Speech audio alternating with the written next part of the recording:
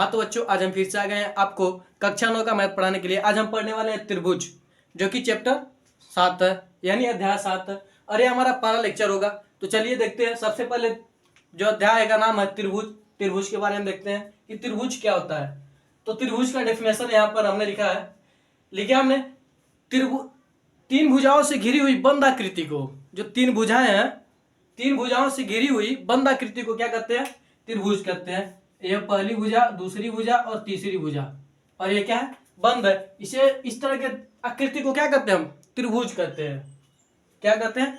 त्रिभुज कहते हैं। और इसके तीनों कोणों का मान कितना होता है? 180 डिग्री होता है। तीनों कोणों का योग, यानी इस कोण का योग, इस कोण का योग, इस कोण का योग, इन तीनों कोण का योग कितना होता है? 180 डिग्री होता है। और त्रिभुज का ये आकृति हमने बनाया है, ये आप मत बनाइएगा, ये आपके लिए समझने के लिए बनाया था हमने, ठीक है। तो त्रिभुज क्या होता है? तीन भुजाओं से घिरी हुई बंद आकृति को क्या कहते हैं? त्रिभुज कहते हैं। और त्रिभुज के तीनों कोणों का योग कितना होता है? 180 डिग्री होता है। अब आइए हम जानते हैं सर्वांगसम क्या होता है। हमें त्रिभुज में केवल सिद्ध करना है सर्वांगसम, इसी के बारे में जानना है। तो चलिए जानते हैं। सर्वांगसम का अर्थ होता है सभी प्रकार से बराबर, यानी सभी प्रकार से बराबर, समझाते हैं आपको। उसके बाद क्या करा? वे आकृतियां जिनके आकार वो माप क्या हो? समान हो। जैसे मान लीजिए आपके पास क्या हो? दो त्रिभुज हो, इस तरह से दो त्रिभुज हो,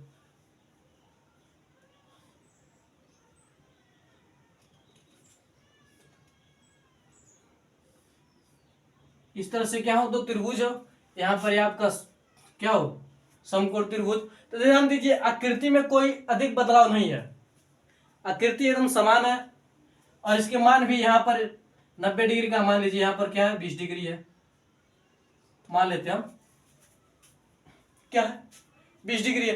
तो आकृति भी समान है और माप भी क्या है? समान है। तो ऐसे त्रिभुज को हम क्या कहेंगे? ऐसे दो त्रिभुजों को क्या कहेंगे? कि यह एक दूसरे के क्या? सर्वांगसम है। क्या एक दूसरे के सर्वांगसम है। तो आप आकृति चाहे तो बना सकते हैं। फिर अब आइए हम जानते हैं सर्वांगसमता के नियम। सर्वांगसमता के नियम, क्योंकि हमें इसमें सिर्फ यही है कि ABC बराबर सर्वांगसम BCD, यही हमें सिद्ध करना है। तो सब पर यही है। तो सर्वांगसमता के नियम देखिए क्या है। पहला नियम कहता है, यदि एक त्रिभुज के दो भुजाएं, यदि एक त्रिभुज के, मान लीजिए क्या है? दो त्रिभुज, एक त्रिभुज है, ठीक है। यदि एक त्रिभुज के दो भुजाएं और अंतःकोण दूसरे त्रिभुज, यानी मान लीजिए कोई क्या है? दूसरा त्रिभुज है, दूसरे त्रिभुज के दो भुजाओं और अंतःकोण के क्या हो? बराबर हो। मान लीजिए क्या है? पहली भुजा यह और दूसरी भुजा क्या है? यह दोनों क्या है? यह दोनों क्या है? आपस में क्या है? बराबर है। और इनके बीच का जो कोण होगा क्या होगा? अंतःकोण, उसी को कहेंगे। इन दोनों भुजाओं के बीच का जो कोण होगा उसी को क्या कहेंगे? अंतःकोण।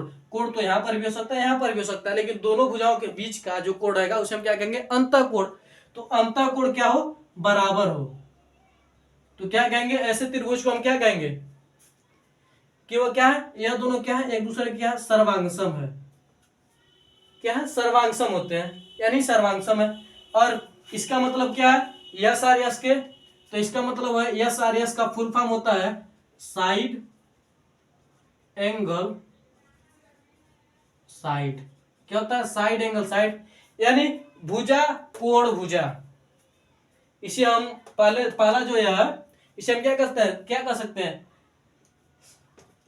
भुजा कोण भुजा। सर्वांगसमता का यह नियम है। इसे यह भी कह सकते हैं हम भुजा कोण भुजा, या फिर साइड एंगल साइड, या फिर यस ए यस भी कह सकते हैं।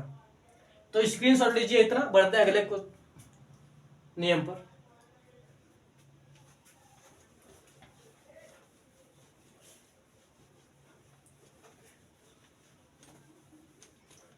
आप नियम अच्छी तरह से पढ़ लीजिएगा, और इसमें जो नियम के अलावा जो प्रमेय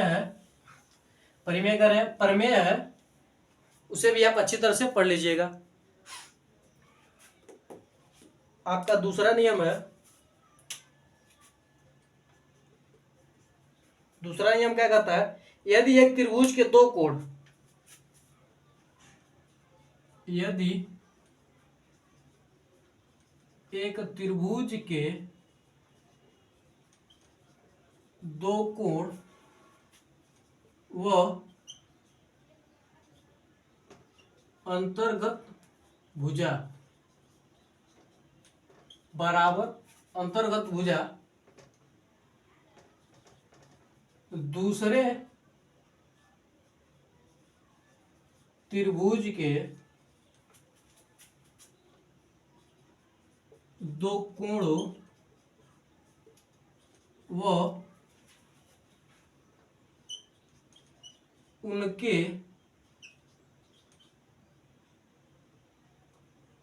अंतर्गत भुजा के बराबर हो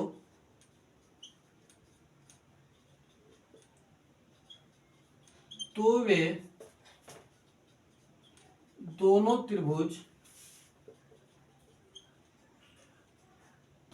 त्रिभुज सर्वांगसम होते हैं।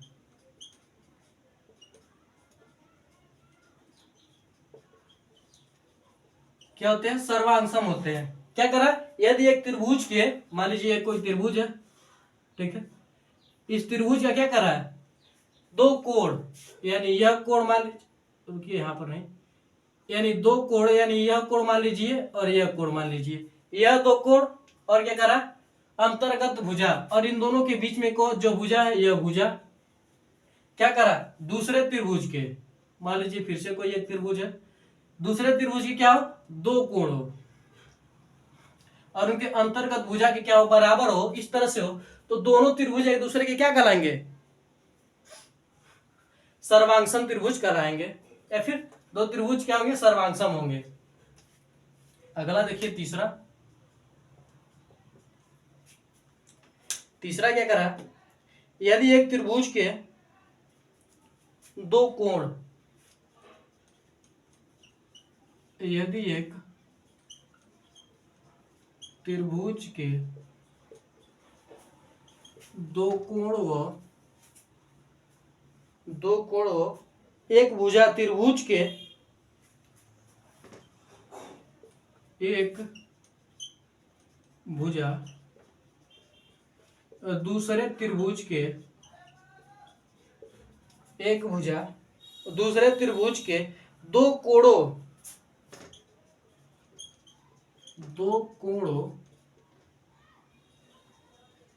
और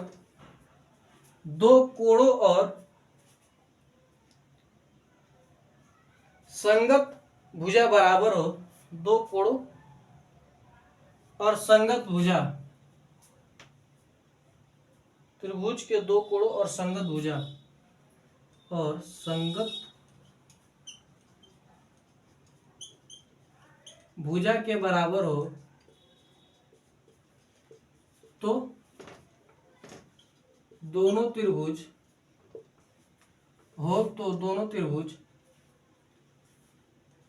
सर्वांगसम होते हैं। सर्वांगसम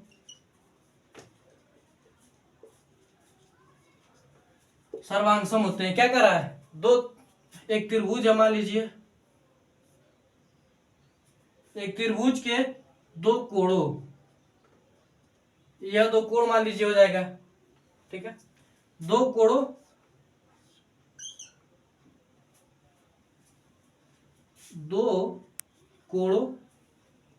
मान लीजिए यहां पर ये दोनों कोण हो जाएंगे, दो कोणों और संगत भुजा, यह भुजा और यहां पर यह भुजा, या फिर यह भुजा और यह भुजा क्या हो? बराबर हो, तो क्या होंगे? यह दोनों त्रिभुज क्या होंगे? एक दूसरे क्या होंगे? सर्वांगसम होंगे। और इसे हम क्या कहते हैं? दो कोण दिया ना, सर्वांग समता नियम।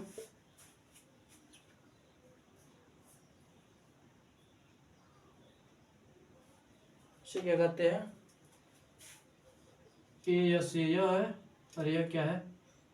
ए यस है। सर्वांग समता नियम क्या हो जाएगा? सर्वांग समता नियम क्या हो जाएंगे? सर्वांग समता के नियम हो जाएंगे। क्या हो जाएंगे? सर्वांग समता के नियम हो जाएंगे। यह भी क्या हो जाएगा, सर्वांग समता नियम, समता नियम।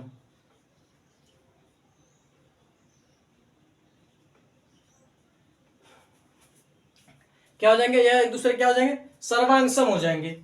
इसका मतलब है एंगल एंगल साइड, और इसका एंगल साइड एंगल, एंगल यानी कोण और साइड यानी भुजा। तो स्क्रीनशॉट लीजिए, बढ़ते हैं अगले नियम की ओर।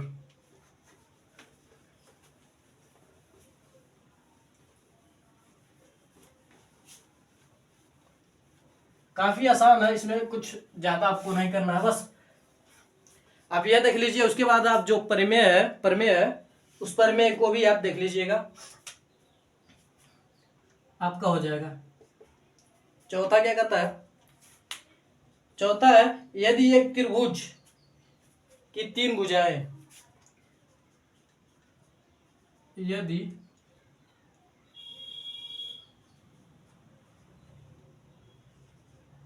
एक त्रिभुज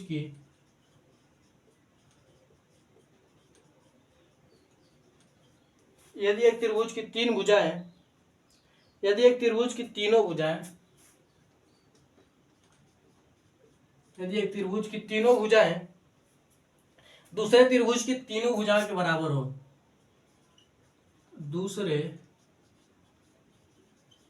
त्रिभुज की तीनों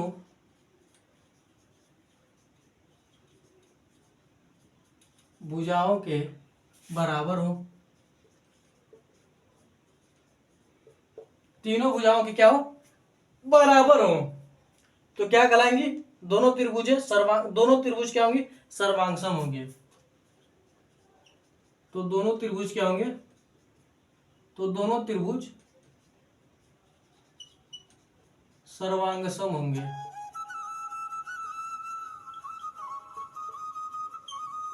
क्या होंगे, दोनों त्रिभुज क्या होंगे, सर्वांगसम होंगे। जैसे मान लीजिए त्रिभुज है और यह भी क्या है, त्रिभुज है, इसकी यह भुजा और यह भुजा, यह भुजा और यह भुजा क्या हो, बराबर हो, तो क्या कहलाएंगी, दोनों त्रिभुज क्या कहलाएंगे, सर्वांगसम कहलाएंगी। अच्छी तरीके से दिखाई नहीं दे रहा है, थोड़ा सा हम इसे और बड़ा बनाते हैं। ये मार्कर भी नहीं चल रहा है बढ़िया से, मार्कर खराब हो चुका है। चलिए हम इसे बताते हैं आपको क्या कर रहा है। ये क्या आपके पास त्रिभुज है, यह भुजा और यह भुजा, यह भुजा और यह भुजा क्या हो, आपस में बराबर हो, तो क्या कहलाएंगे, ये दोनों त्रिभुज क्या कहलाएंगे, सर्वांगसम कहलाएंगे। स्क्रीनशॉट लेते रहिएगा। अगला कर रहा है पांचवा कर रहा है यदि दो समकोण त्रिभुज, यदि दो समकोण त्रिभुज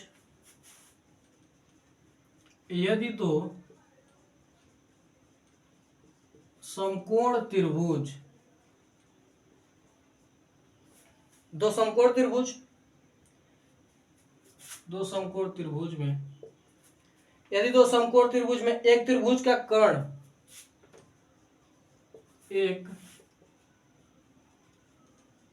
त्रिभुज का कर्ण और एक भुजा क्रमशः,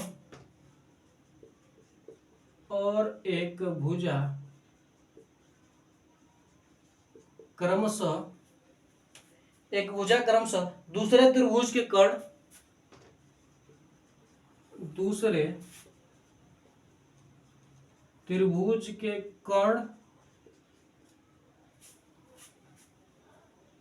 और एक भुजा के बराबर हो, और एक भुजा के बराबर हो, तो दोनों त्रिभुज क्या होते हैं, सर्वांगसम होते हैं। तो दोनों त्रिभुज सर्वांगसम होते हैं।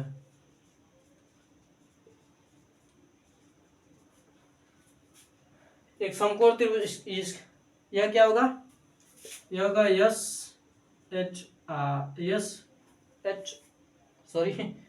RHS, सर्वांग समता नियम।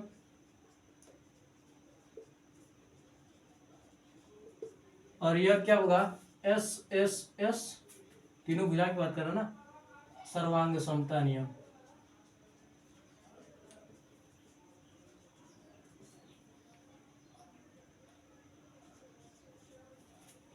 यानी साइड साइड साइड, इसमें एच होता है, हाइपोटेनस यानी कर्ण होता है।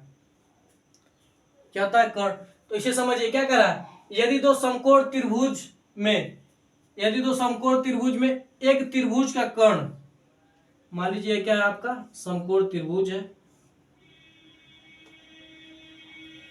क्या कर रहा है, कर्ण आपका यह हो जाएगा कर्ण, और क्या कर रहा है, और एक भुजा, मान लीजिए कोई यह भुजा मान लीजिए, क्या हो, दूसरे समकोण त्रिभुज के कर्ण और एक भुजा के क्या हो, बराबर हो, तो इस तरह के दोनों त्रिभुज क्या कहलाएंगे, एक दूसरे क्या कहेंगे, क्या कहलाएंगे, सर्वांगसम कहलाएंगे। तो आज के लिए बस इतना ही। और कुछ है इसमें, अगर मान लीजिए क्या है, दो वृत्त है, क्या है, दो इस तरह से वृत्त है, और दोनों में जो आर का मान क्या है, सेम है, ये है, और इसमें भी आर का मान क्या है, सेम है, तो दोनों त्रिभुज क्या होंगे, सर्वांगसम होंगे। क्या होंगे, दोनों त्रिभुज क्या होंगे, सर्वांगसम होंगे। और इसमें कह रहा है, मान लीजिए कोई वर्ग है इस तरह से, वर्ग है, इसकी दो भुजा, अगर दोनों क्या है, बराबर है, तो यह भी क्या होगा, सर्वांगसम होगा। क्या होगा, सर्वांगसम होगा। तो आज के लिए बस इतना ही, मिलते हैं अगली वीडियो में प्रश्नावली के साथ 7.1 के साथ। तो चलिए, जय हिंद, जय भारत।